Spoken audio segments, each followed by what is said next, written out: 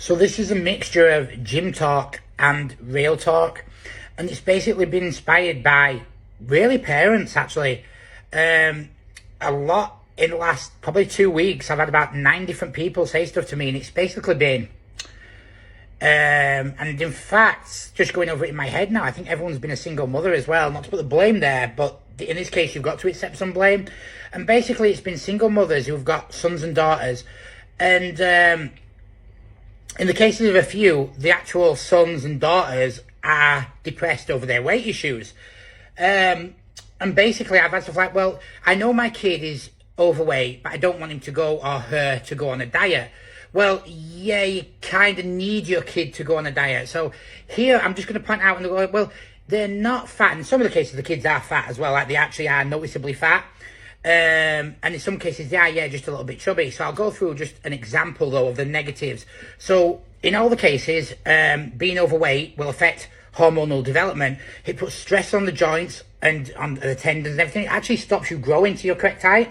So loads of nutrient deficiencies there. And then a lot of the time they'll go, but when they hit puberty, it's not puppy fat. And actually, no, it won't. So it's very common for girls who are overweight then to hit puberty and have hormonal issues because of the estrogen and stuff. So what will happen, for example, they develop PCOS, things like this. So the girl goes from being a little bit chubby to, hold on, she's now a teenage girl, her breasts aren't growing, the fat areas like her hips and her bum aren't getting bigger like a woman would want. Instead, it's going to her stomach, it's going to her face, and it's giving her, obviously, these. And then people go, well, but we shouldn't judge people on looks. This is the world, people do. You know, when you're playing with yourself, watching Game of Thrones, and, you know, Jason Momoa's on the screen, you're getting off over the way he looks. So don't say, oh, now, you've also got to look at the health benefits and everything else, and the opportunities you're costing your child by doing this to them.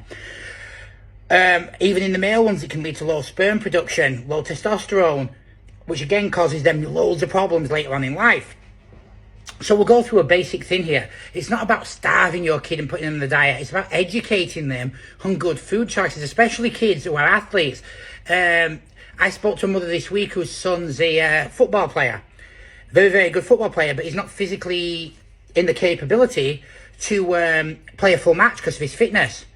Now, I wouldn't class him as obese by any stretch, but he's chubby. And if he wants to make it as a professional footballer, and his dreams are set on this, he's got to lose that job. It's just like if you're a boxer. It's a sport. If you can't last the rounds, then a little guy who's been training for 6 weeks will kick your head in. It doesn't matter how good you are, because you don't have the physical fitness. And in England, with football especially, it is all about physical fitness. You know, if you're trying to do a pass and you're like, out of breath, you can't mentally think, you can't prepare, you're not going to make it. And it might be, oh, my kid's 10, 11, 12.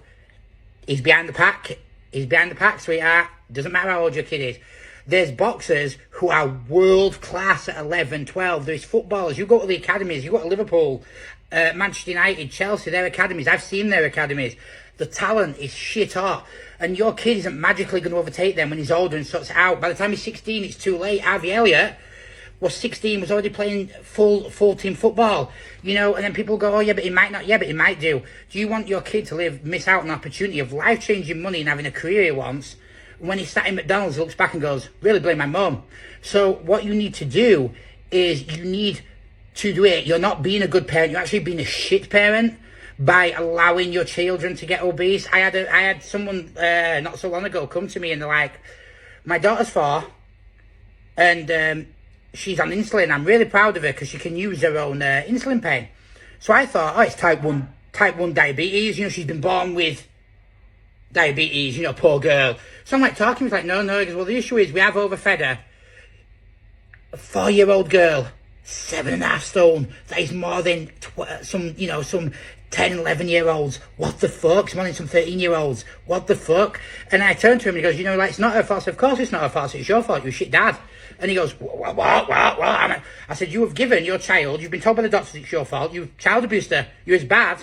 People won't like this, but you're as bad as a nonce. You are. You've abused your kid and set them off in life.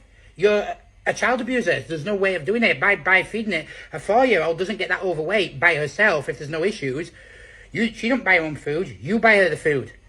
You know, if you give your kid, you know, you go give your kids And this is your breakfast, like, oh, well, I'm hard. It's hard being a mum. It's easy to claim benefits, but it's hard being a mum. So what I'll do is I'll give them sausage roll and burgers, and I won't teach them how to cook, and I won't do... That's you just being a shit mum.